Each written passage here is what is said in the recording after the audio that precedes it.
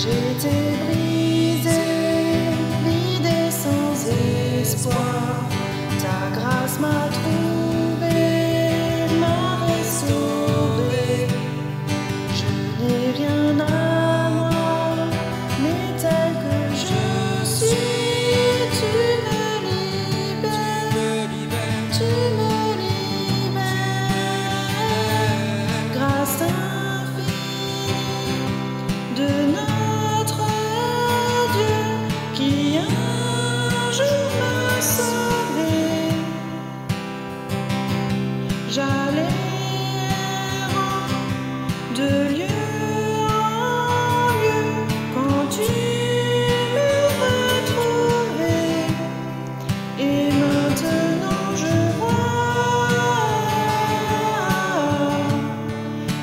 vois l'amour, la grâce dans tes yeux, donnant ta vie pour moi, me ramenant de la mort à la vie.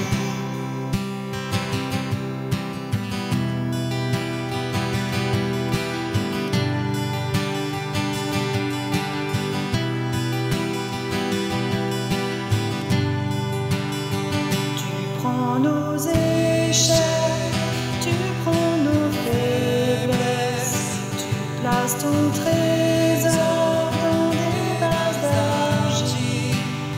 Oh, prends mon cœur, Père, je veux te servir pour que tout soit ta vie en moi. Grâce infinie de notre Dieu qui un jour m'a sauvé. J'allais errant de lieu en lieu quand tu me retrouvais. Et maintenant je vois l'amour, la grâce dans tes yeux, donnant ta vie pour moi, me ramenant de la mort à la vie. Oh,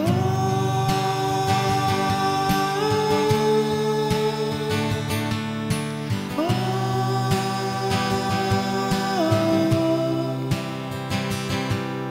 oh.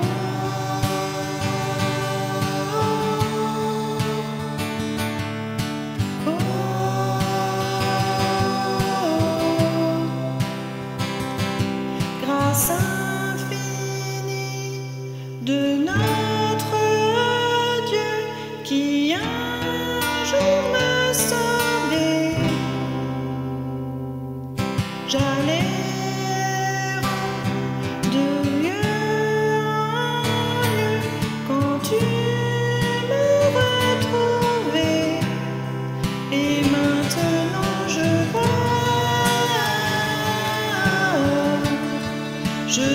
l'amour, la grâce dans tes yeux, donnant ta vie pour moi,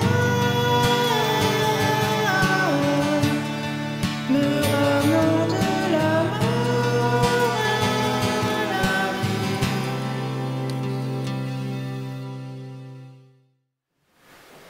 Soyez les bienvenus au nom du Dieu trois fois saint. La semaine passée, nous avons vu ensemble une des nombreuses qualités du disciple du Christ, la reconnaissance, être reconnaissant.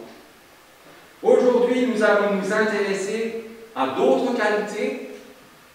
Alors, si vous me demandez lesquelles, je vous dis que je ne vais pas vous les donner tout de suite, pas maintenant, parce que si je vous dis tout de suite humilité, confiance et abandon, eh bien vous auriez déjà tout ce qu'il faut pour pouvoir rentrer chez vous tranquillement en étant gonflé à bloc, et je préfère que vous restiez quand même encore un petit peu et que ensemble on chante par exemple premier chant, Wer nur den lieben Gott lässt walten. Les 4 strophes.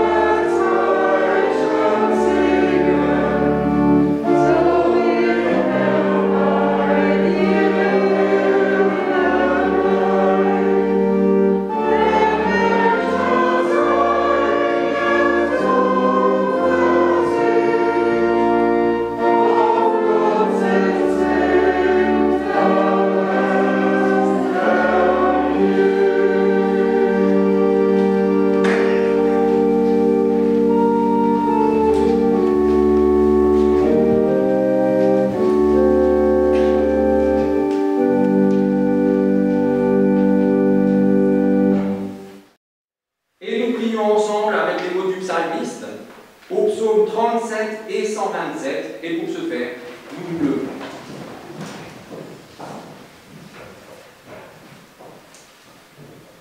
Si ce n'est le Seigneur qui bâtit la maison, ceux qui la bâtissent travaillent inutilement. Si ce n'est le Seigneur qui garde la ville, celui qui la garde veille inutilement. C'est inutilement que vous vous levez tôt et que vous vous couchez tard. C'est inutilement que vous mangez le pain de la paix. Le Seigneur en donne autant à son bien-aimé pendant qu'il dort. Le salut des justes vient du Seigneur, il est leur forteresse au temps de la détresse. Le Seigneur les secourt, il leur donne d'échapper, il les sauve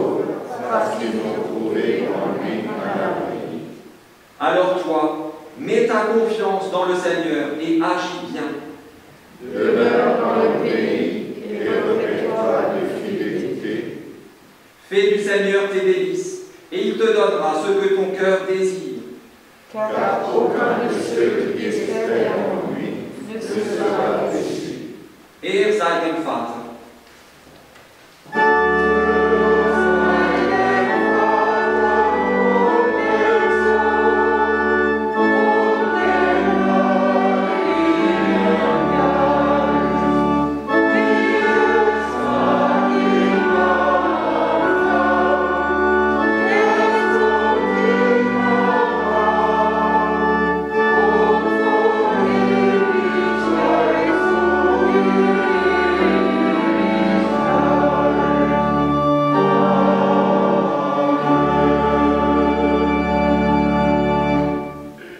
Parce que nous sommes sûrs de l'amour de Dieu pour nous, nous pouvons reconnaître devant lui ce qui nous sépare de lui. Seigneur, il y a des jours où le fardeau de mon quotidien est trop lourd pour mes épaules. Et c'est d'autant plus difficile qu'en ces jours-là, je ne sens pas ta présence à mes côtés. Ces jours-là, je ne me sens pas porté ni protégé par ton bras puissant. Forcément, je me replie alors sur moi-même, sans trouver de solution, me fatiguant toujours davantage, doutant de ma foi et doutant même de toi. Seigneur, viens au secours de mon manque de foi. Pardonne mon orgueil, mon insatisfaction, ma faiblesse et mon épuisement. Viens remplir le vide de ma vie. Viens lui donner un sens. Viens prendre la place qui te revient et soulage-moi de mon fardeau. Je te le demande dans le doux nom de ton Fils, Jésus-Christ. Seigneur, prends pitié. Herr, erbarme dich.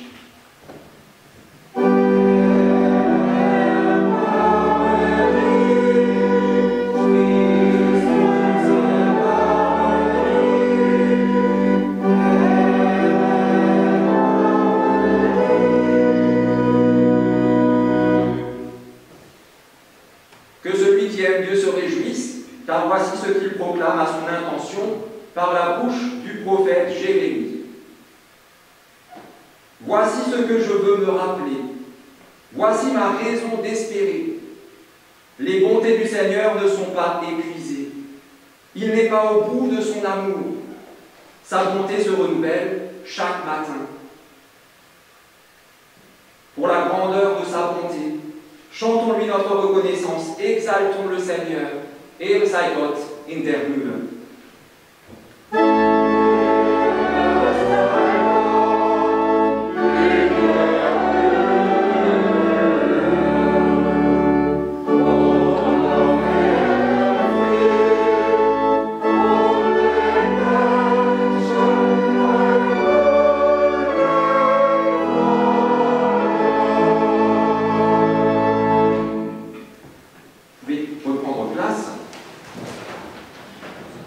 Et avant d'entendre la première lecture pour ce matin, nous prions pour que ces paroles deviennent pour nous des paroles de vie. Dieu de bonté, nous voici devant toi avec ce qui nous pèse, mais aussi avec ce qui nous motive, ce qui nous fait vivre, ce qui nous réjouit. Certaines de ces choses sont à fleur de peau, d'autres sont bien enfouies au fond de nous. Dieu de bonté, avec tout ce qui fait nos vies, nous nous en remettons à toi. Approche-toi de nous et que ta parole de vérité nous apprenne la douce chaleur de ton amour infini. Nous t'en prions par Jésus-Christ, ton Fils, notre Seigneur, qui vit et qui règne avec toi, Père, et le Saint-Esprit, un seul Dieu, pour les siècles des siècles.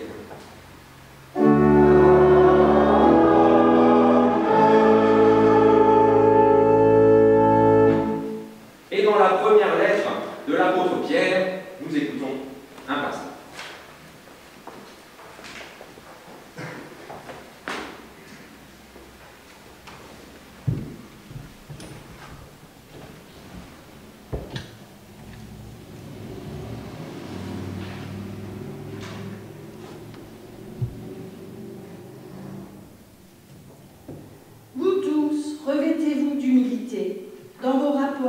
les uns avec les autres. Car l'Écriture déclare, Dieu s'oppose aux orgueilleux, mais il traite les humbles avec bonté. Courbez-vous donc humblement sous la main puissante de Dieu, afin qu'il vous élève au moment qu'il a fixé. Déchargez-vous sur lui de tous vos soucis, car il prend soin de vous. Soyez bien éveillés, lucides, car votre ennemi, le diable, rôde comme un lion rugissant, cherchant quelqu'un à dévorer.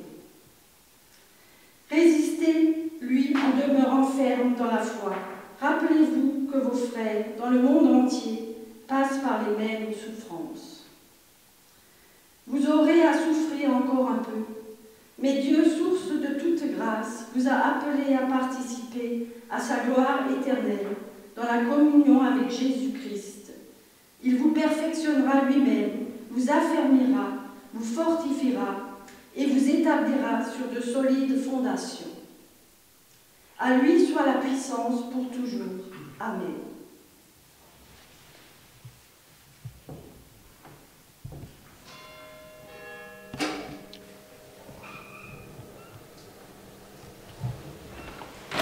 Et nous chantons le chant suivant.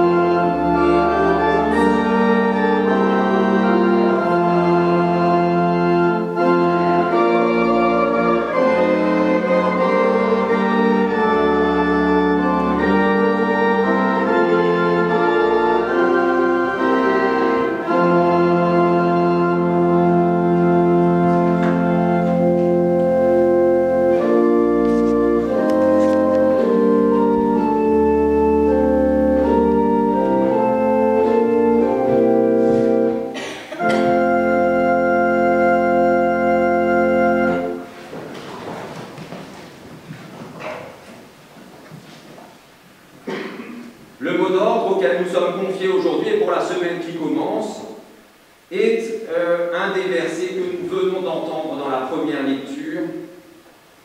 Première lettre de Pierre, au chapitre 5, le verset 7, qui dit ceci.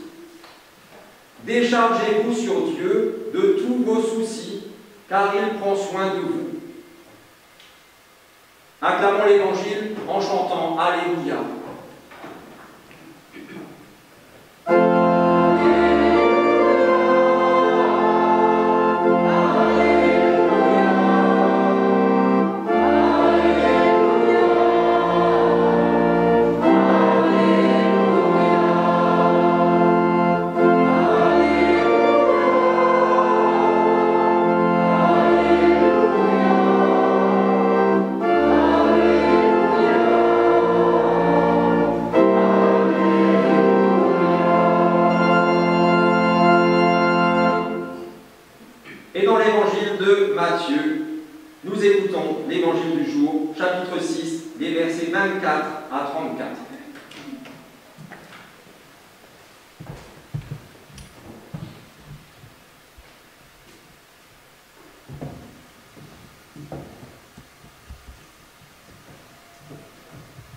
Personne ne peut servir deux maîtres.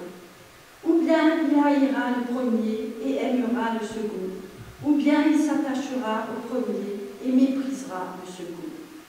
Vous ne pouvez pas servir à la fois Dieu et l'argent. Voilà pourquoi je vous dis, ne vous inquiétez pas au sujet de la nourriture et de la boisson dont vous avez besoin pour vivre, ou au sujet des vêtements dont vous avez besoin pour votre corps. La vie est plus importante que la nourriture, et le corps plus important que les vêtements, n'est-ce pas?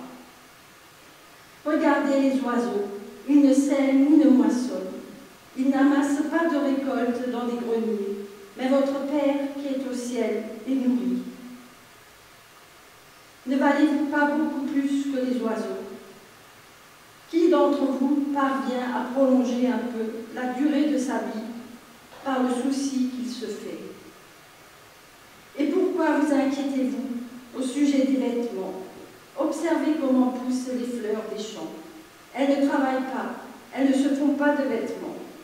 Pourtant, je vous le dis, même Salomon, avec toute sa richesse, n'a pas eu de vêtements aussi beaux qu'une seule de ses fleurs. Dieu habille ainsi l'herbe des champs, qui est là aujourd'hui et qui demain sera jetée au feu. Alors ne vous habillera-t-il pas à bien plus forte raison vous-même, comme votre confiance en lui est faible?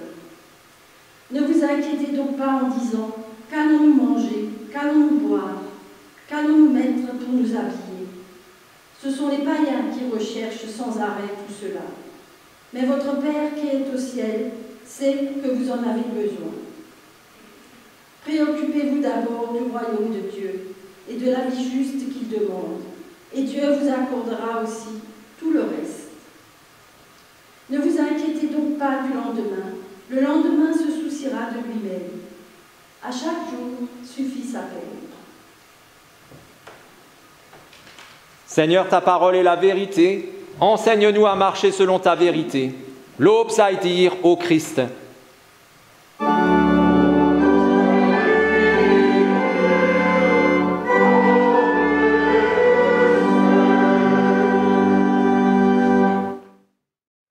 Voici la question du jour.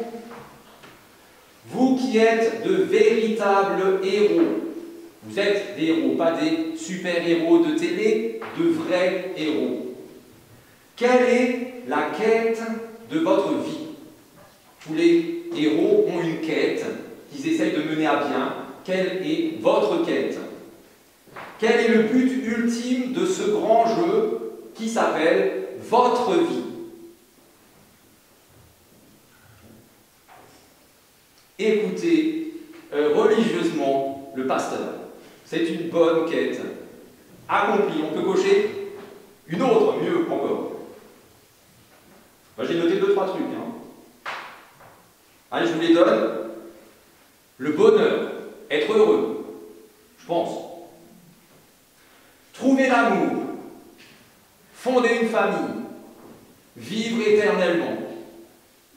Non? Alors vivre éternellement, pas forcément ici maintenant. Vous savez, Corinne secoue la tête. Non, non, surtout pas. vie éternelle, quand même. Si on est ici, je pense que ça fait partie. Et d'ailleurs, ça fait tellement partie que l'un dans l'autre, tout ce que je viens de dire, en gros, c'est la même chose. Être heureux, le bonheur, trouver l'amour, fonder une famille, vivre éternellement, tout ça, ça se vaut. Et ça se joue juste, ou ça se vit juste à différents niveaux. À un niveau très pragmatique, physique, voilà, personnel, à un niveau plus idéologique, avec des convictions, on pourrait presque dire politiques, pour le monde entier. À un niveau plus spirituel, de confiance, ce qui se passe finalement dans nos entrailles et dans notre cœur, de relation à ce quelque chose qui est plus grand que nous, qui nous dépasse, peut-être encore plein d'autres niveaux. Mais peu importe le niveau où on le vit, comment fait-on pour mener à bien cette quête? Comment faites-vous, vous, pour arriver à ce bonheur, à être heureux, etc. Comment atteignez-vous votre objectif? En écoutant religieusement le pasteur, parce qu'il a noté des trucs, forcément. Voilà. Et bien plus encore que ce que moi j'ai noté, on a lu 2 textes. Et dans ces 2 textes, on a de très bons conseils, des belles pistes pour si bien jouer à ce jeu qui s'appelle votre vie, que vous ne pouvez pas perdre, vous êtes sûr, à la fin, d'être gagnant. À commencer par ces si belles paroles, quand j'entends ces paroles, ça me met en joie, de Jésus dans le 2e texte. Ne vous inquiétez pas du lendemain, le lendemain se souciera de lui-même. Qu'est-ce que c'est beau! Et ça, c'est fort, ça fait du bien, c'est encourageant, et en même temps, j'aime pas dire en même temps en ce moment, mais tant pis, et en même temps, c'est très mal barré. On n'est pas vraiment... Est-ce que vous arrivez à ne pas vous inquiéter de ce dont sera faite votre vie demain? Si vous me dites oui, facile, les doigts dans le nez, je ne vous crois pas une seconde. Parce que c'est juste pas possible. Évidemment, avec cette situation sanitaire compliquée, évidemment, mais en temps normal, c'est aussi impossible de ne pas s'inquiéter. Et je vais vous donner la raison, celle que, en tout cas moi j'ai trouvée, c'est parce que vous avez plutôt des responsabilités. À partir du moment où vous avez des responsabilités, vous avez des soucis. C'est obligé. Ça va de pair. Alors peut-être pour ceux qui vivent seuls, sans enfants, sans famille à charge, peut-être que c'est un tout petit peu plus facile de se faire un tout petit peu moins de soucis, et encore. Peut-être que pour les couples sans enfants, c'est un tout petit peu plus facile, parce que déjà, la plupart du temps, il y a 2 salaires, et ça aide quand même à enlever certains soucis. Et même, en tout cas, à partir du moment où vous êtes responsable d'autres vies que la vôtre. Par exemple, la chair de votre chair, vos enfants, quand vous êtes responsable d'eux, ou vos géniteurs, vos parents. À un moment ou à un autre, les enfants deviennent responsables de leurs parents, ou de qui que ce soit d'autre. Eh bien, ça n'a plus rien d'évident de ne plus se faire de soucis. C'est même juste impossible de ne pas se faire de soucis, de ne pas se tracasser, de ne pas stresser ni angoisser. Et ce serait même, on peut le dire, pas normal du tout si ça ne faisait rien. Aucun souci, aucun tracas, peu importe. Parce que c'est quand même un peu votre job, en tant que parent pour vos enfants, de vous faire un peu de soucis. Ou en tant qu'enfant pour vos parents. Ou en tant que conjoint pour votre conjoint. C'est quand même ça fait partie du jeu. Tous ces tracas et toutes ces angoisses sont aussi une preuve de l'amour que vous leur portez. de combien vous tenez à eux et de combien vous les aimez. Mais tous ces tracas, toutes ces angoisses auxquelles vous êtes soumis inévitablement à longueur de temps, est-ce que ça vous aide à pleinement atteindre votre objectif? Souvenez-vous, leur bonheur et leur bien-être et aussi le vôtre. Est-ce que ça vous aide? N'avez-vous pas plutôt l'impression, ou le sentiment même, que tout ça vous consume à petit feu, sans vous donner le fruit espéré? Tout ça, vous l'avez, et finalement, ça vous plombe. C'est notre réalité, les soucis nous plombent l'énergie, le moral, la santé, etc. Et la Bible, toujours très ancrée dans la vie normale des humains, le dit très souvent. On a prié le psaume tout à l'heure en disant « C'est inutilement que vous vous levez tôt et que vous vous couchez tard. Inutilement. C'est inutilement que vous mangez le pain de la peine. Le Seigneur en donne autant à son bien-aimé pendant qu'il dort. » Si ça ne vous suffit pas, on peut prendre l'Ecclésiaste, le premier verset vraiment. Vous le connaissez tous par cœur. Vanité des vanités, tout est vanité. Il dit tout simplement, pour lui, en tout cas, toute peine qu'on peut se mettre sur les épaules soi-même est une peine perdue. Parce que la tâche est trop grande et nos forces trop petites. Toujours. On peut reprendre ce que Jésus dit dans la deuxième lecture. Ça fera déjà 3 textes, c'est pas mal. C'est une question. Qui d'entre vous parvient à prolonger un tant soit peu la durée de sa vie par le souci qu'il se fait? Personne. D'expérience, nous savons que ces soucis, ces tracas, ces angoisses ne sont rien d'autre que des obstacles à notre paix intérieure, à notre bien-être, à notre bonheur. On le sait. Mais nous savons aussi par expérience qu'on n'y échappe pas. On peut faire ce qu'on veut, c'est là. Du moins, on n'échappe pas aux soucis qui sont produits par l'amour qu'on porte aux autres. Que faire alors? Si on ne peut pas les éviter, que faire pour ne pas les subir? Que faire pour ne pas être écrasé par leur poids? Que faire pour ne pas succomber au découragement? Pour ne pas sombrer dans la dépression, pour ne pas céder à la panique et s'enfuir, pour ne pas se réfugier dans des échappatoires illusoires. Vous en trouvez des milliers.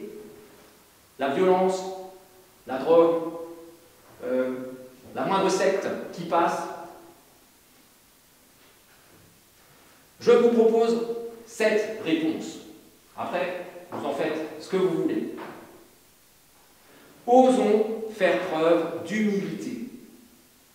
Osons reconnaître qu'on n'y arrive pas. Osons accepter qu'on a besoin d'aide. Et osons accepter cette aide qui nous est offerte. Le mot d'ordre du jour que nous avons entendu 2 fois dans la lecture, la première et ensuite simplement ce verset. Déchargez-vous sur Dieu de tous vos soucis. Pourquoi? Parce que lui, il prend soin de vous. Se décharger sur Dieu de tout ce qui nous pèse, c'est reléguer à leur juste place ces soucis qui non seulement ne contribuent pas à notre bonheur, mais qui sont aussi néfastes au bonheur de ceux pour qui nous nous mettons dans cet état, de ceux pour qui nous angoissons. Se décharger sur Dieu de tout ce qui nous pèse, c'est se lancer dans la quête de notre vie de la seule manière qui nous assure la victoire. Et ça, c'est pas moi qui le dis, c'est Jésus. Toujours dans cette lecture, préoccupez-vous d'abord du royaume de Dieu et de la vie juste qu'il demande. Et Dieu vous accordera aussi tout le reste. Une version plus classique, que vous avez sans doute plus dans l'oreille. Cherchez d'abord le royaume de Dieu et sa justice, et toutes ces choses vous seront données en plus. Ce deuxième mot, d'abord, on l'entend, on le dit, on le chante même. Cherchez d'abord le royaume. Mais on ne le prend pas au sérieux. Comme d'autres encouragements de Jésus, on passe à côté de sa simplicité. D'abord, c'est tout simplement d'abord. Commencez par chercher Dieu et sa volonté. Commencez par ça et par rien d'autre. Et le reste suivra. Pourquoi commencer par ça? Déjà parce que qui cherche, trouve. C'est une promesse aussi de Jésus.